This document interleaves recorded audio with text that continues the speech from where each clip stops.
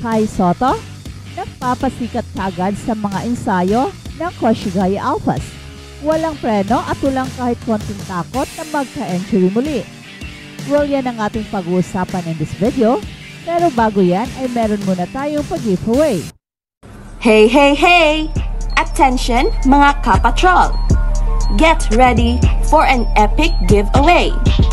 Once Express Info hits 150k subscribers, one lucky winner will win the incredible Oppo Reno 11F 5G smartphone.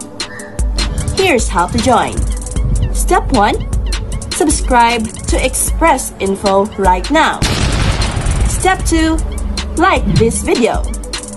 Then step 3. Comment anything good and positive about our idol Kai Sotto. Super easy. Just subscribe, like, and comment.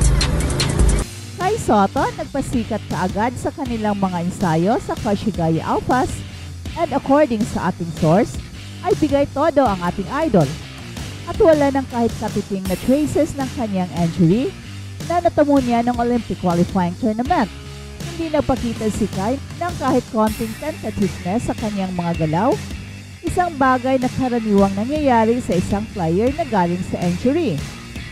Ito ang magandang balita ngayon kay Kai, showing no signs of slowing down kahit na almost 2 months na rin siyang hindi nakapaglaro ng competitive basketball. So isa lang ang ibig sabihin nito. Meron kasing dapat patunayan si Kai, hindi lang sa Japan B-League, kundi pati na sa NBA, na isa siyang legit NBA talent na karapat-dapat siyang makapasok sa NBA. At gagamitin ni Kai ang kanyang stint sa Koshigaya Alphas upang patunayan sa buong mundo that he belongs to the NBA. Well, it's not easy dahil ilang beses na siyang nag-attempt na makapasok sa NBA pero hindi pa rin siya sinuwerte. Hopefully, magkaroon ng breakout season si Kai sa Japan B-League dahil malaking tulong ito going forward if gusto niya na mapadali ang kanyang pagpasok sa NBA. Alam ito ni Kai, kaya kahit sa mga practices pa lang ay bigay todo na siya. Knowing na kung ano ang kanyang ipapakita sa mga practices, ay ito ang kanyang madadala sa actual games. Magandang pangitain ito dahil pinakita ni Kai na hanggang ngayon ay seryoso pa rin siya na ma-realize ang kanyang NBA dream. Mahalaga kasi ang ginagawang preparation ni Kai ngayon dahil ilang taon na lang ang nalalabi sa kanyang chance of realizing his NBA dream bago ito mawawala na parang bula. Kaya it is understandable na sa mga ensayo ng Alphas ay nagpapasikat kaagad si Kai and he showed that he can be the main man ng team. At balitang NBA naman, pagsagot sa mga malalaking tanong tungkol sa $62.6 million extension ni Stephen Curry sa Golden State Warriors. Ang anumang pangamba na baka si Stephen Curry ay nag-iisip na umalis sa Golden State Warriors ay mukhang naalis na dahil sa balitang ito sa kanyang 1-year $62.6 million extension na nagpapanatili sa kanya sa ilalim ng kontrata hanggang sa 2026-27 season. Kamakailan ay inalis ni Stephen Curry ang Warriors mula sa kanyang Instagram bio at tila nakikipag-flirt kay LeBron James sa isang joint post. Bagaman isang trade sa Los Angeles Lakers ay technical na possible, tiyak na mukhang malayo ito sa katotohanan. Ang extension ba ni Stephen Curry na 1 taon ay sinyalis ba ng kawalan ng commitment sa pangmatagalang kontrata? Well, I don't think so. Ang issue ay ang kanyang edad. Si Stephen Curry ay 36 years old na at dati nang may kontrata na nagkakahalaga ng $115.4 million hanggang sa 2025-26 season. Ang Over 38 rule ay naglilimita sa mga players sa ganitong edad sa 3 taong kontrata. Ang kanyang extension ay technically isang 3 taong deal. Ang 2 taon na natitira sa kanyang dating kontrata kasama ang $62.6 million para sa 2026-27 season. Ito ang pinakamahabang panahon na maaari niyang pirmahan ngayon sa Golden State Warriors. At tandaan na, ang over 38 rule ay nagpapahintulot para sa mas mahabang kontrata.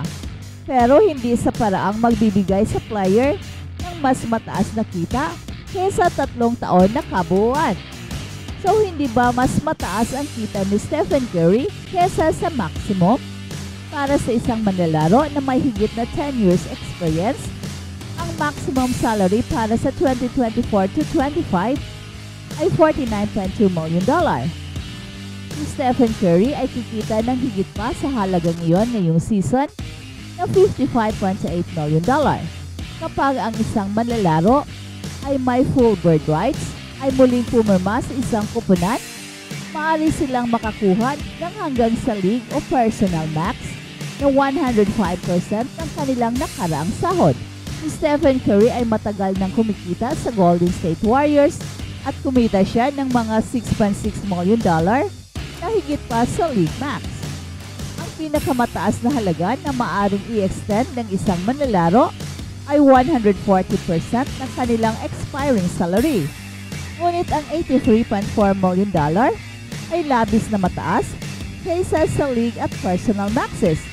Kaya't siya ay limitado sa 105% ng kanyang expiring salary na $59.6 million para sa 2025-26 season. At iyan ang dahilan kung bakit ang kanyang extension ay magiging $62.6 million para sa 2026-27 season. Ang extension ni Stephen Curry ay hindi direktang naapektuhan ang season na ito. Ang Golden State Warriors ay pinili na magkaroon ng first apron hard cap na $178.1 million sa pamamagitan ng pag-sign kay DeAnthony Dalton gamit ang non-taxpayer mid-level exemption at ang pagkuha kina Buddy Hield at Kyle Anderson sa pamamagitan ng sign and trade. So, makakagawa ba ng mga trade ang Golden State Warriors para sila mag-improve? Well, sinubukan ng Warriors na makipag-trade para kay Lauri Markkanen ng Utah Jazz, pero hindi nila nakuha ang kasunduan ngayong summer. Hindi siya malilipat ngayong season dahil ang Utah Jazz ay nag-renegotiate at nag-extend ng kanyang kontrata. Meron pang ibang target na maaaring tukuyin ang Golden State Warriors na merong maraming maiaalok. Kung hindi plano ng franchise na i-extend sina Jonathan Kuminga at Moses Moody, may halaga ang dalawa sa trade market.